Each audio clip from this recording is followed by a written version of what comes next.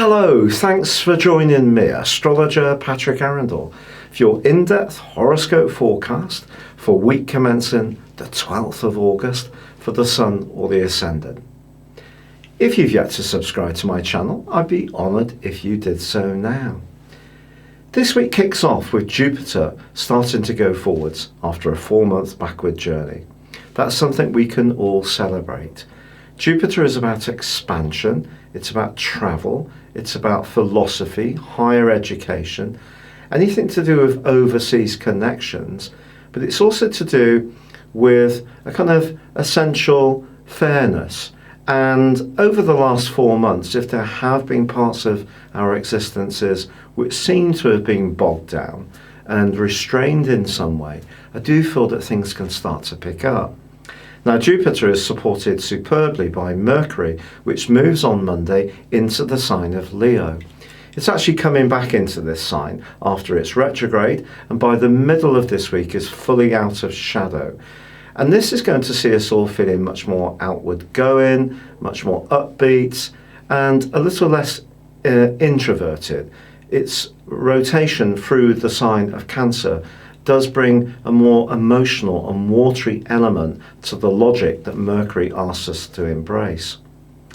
But it is true on Monday that Uranus, the planet of freedom and of rebelliousness, does go into a retrograde itself, which will last until the 10th of January next year.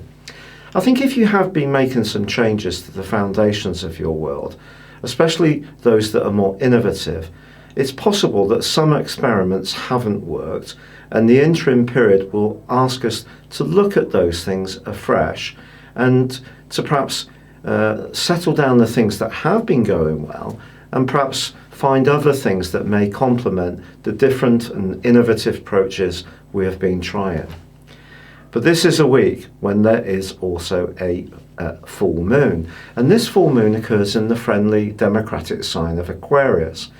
But with the Sun and Venus still in a glorious alliance all through this week, I think really what the Aquarius full moon is asking us to do is just apply a little bit of detachment to the things that we do feel passionate about, or the relationships that are really engaging our thinking, or perhaps it's a romance or a creative strand. It's about balancing, toggling between what's good for us as individuals and what we need to do to connect with other people. So if we get too caught up in our own agendas, that won't necessarily be such a good thing. Now, Mars is going to be leaving the sign of Leo this week and making its way into the sign of Virgo, where it's going to be through to the 3rd of October. Now, Mars moving into Virgo is an interesting one because Mars is about I, and it's certainly been emphasising that in its transit over the last 6 weeks through Leo.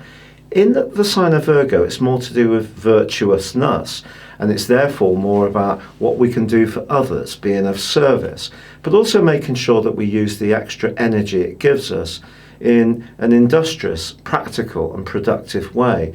So if we can get fitter, if we can sort out our diets a little bit more, if we can organise our existence to the point that they're working really superbly well, then we'll be surfing the energy of Mars really very successfully. So Mars in this area is a much more productive, practical and busy influence, not quite so social. But that social factor that has been so powerful in the heavens in recent weeks is still very, very strong this week. It is just finding that balance. But I think the combination of the Sun and Venus is glorious, and Jupiter going forwards is something that we can all savour. Your specific forecast, Scorpio, continues to give you a wonderful opportunity to raise your profile, achieve greater recognition, or perhaps secure yourself a new and more successful role. If progress to you is less focused on more conventional advancement in life or status, then your personal goals can be clarified at this time, particularly with Mercury returning to the sign of Leo. It is true also that Jupiter starts to go forwards, so if there's been a logjam, some kind of slowing down in terms of receiving income or resources, I do feel that from now until the early part of November, things are going to really improve for you. But Uranus, the planet of surprises, does itself go into a retrograde. So I think when it comes to your partnerships or any kind of relationship, this is not the best of times to take anyone for granted. Also, your own mores and desires can change. You could find yourself becoming much more hemmed in and resentful if you do feel that you have a difficulty in expressing your individuality in any relationship that you're in. But Thursday's full moon is critical, because as much as you can make a bid for the stars, you've still got to balance that with having the right support structures in terms of your home and emotional life.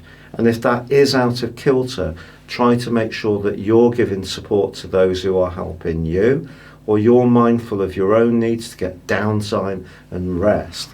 But with Mars, your traditional ruler, making its way into the sign of Virgo on Thursday too, that flags up a gorgeous 6-week period when you're going to be much more enterprising when it comes to your social life. You're going to be much more minded to link with other people. You can sometimes be a little bit reserved and doubtful about where people are coming from, but you may find yourself playing some kind of leadership role in a group, or taking the lead around something that means a lot to you over this following period of time.